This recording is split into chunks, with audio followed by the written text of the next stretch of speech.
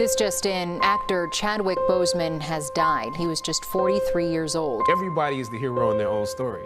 He, of course, starred in Black Panther. The impact of that is something that nobody can actually write about yet. I hope people are proud when they finish watching the movie.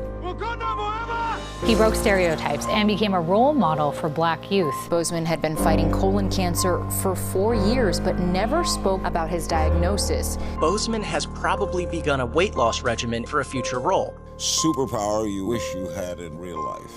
I wish I could freeze time.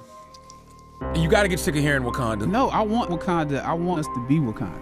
Wakanda represents a thing that the people are proud of, people aspire to. We know what it's like to be beneath and not above. And that is what we went to work with every day. If we're around here assuming that the Black characters in the show are criminals on drugs and deadbeat parents, then that would be stereotypical, wouldn't it? He slid my resume back in his desk and said, "We'll be watching you." Once I got the first script, once I saw the role I was playing, I found myself conflicted. The role wasn't necessarily stereotypical. A young man in his formative years with a violent streak pulled into the allure of gang involvement. That's somebody's real story. But I was conflicted because this role seemed to be wrapped up in assumptions about us as Black folk. I was conflicted. It was just my luck that after filming the first 2 episodes, execs of the show called me into their offices and told me how happy they were with my performance. They wanted me to be around for a long time. They said, if there was anything that I needed, just let them know. That was my opening. I decided to ask them some simple questions about the background of my character, questions that I felt were pertinent to the plot. Question number 1, where's my father? The exec answered, well, he left when you were younger. Of course. Question number 2, in this script it alluded to my mother not being equipped to operate as a good parent. So why exactly would my little brother and I have to go into foster care? Matter of factly, he answered, well, of course, she's on heroin. That could be real, I guess.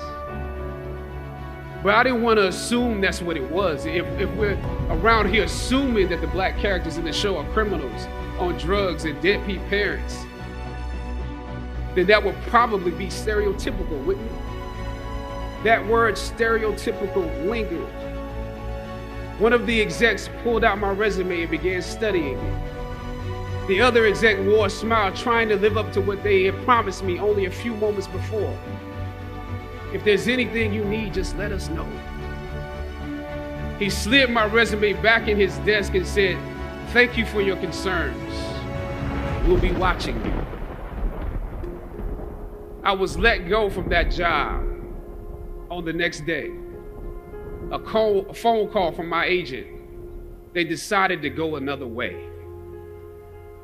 But when you have those moments alone, you start to wonder if there was a better way to handle it. And if you could have handled it better, maybe you could help your family. And then before you know it, you're broke.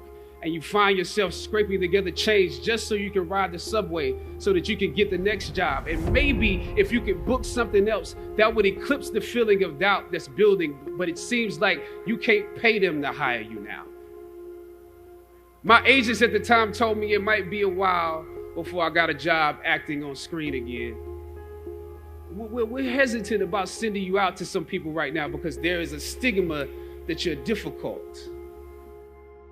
We all know what it's like to be told that there is not a place for you to be featured, yet you are young, gifted, and Black. We know what it's like to be the tail and not the head. We know what it's like to be beneath and not above. And that is what we went to work with every day because we knew that we had something special that we wanted to give the world, that we could be full human beings in the roles that we were playing, that we could create a world that exemplified a world that we wanted to see. Wakanda forever! Well, Wakanda is not, you know, it's not a real place. It's a fictitious place in Africa.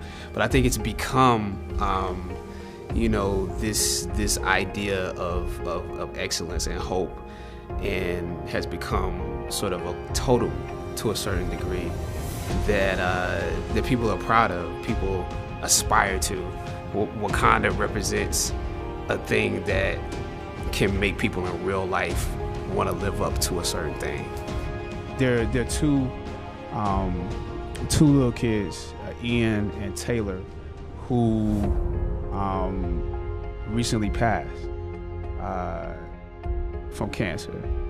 And throughout our filming, I was communicating with them, knowing that they were both terminal. And what they said to me is, and their parents said, they're trying to hold on till this movie comes.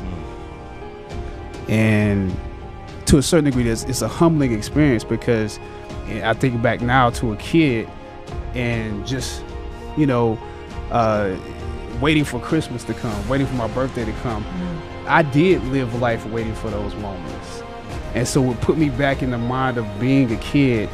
And when I found out that they,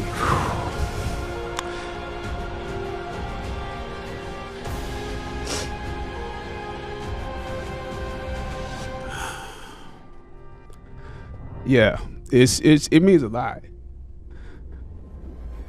Sometimes you need to feel the pain and sting of defeat to activate the real passion and purpose that God predestined inside of you.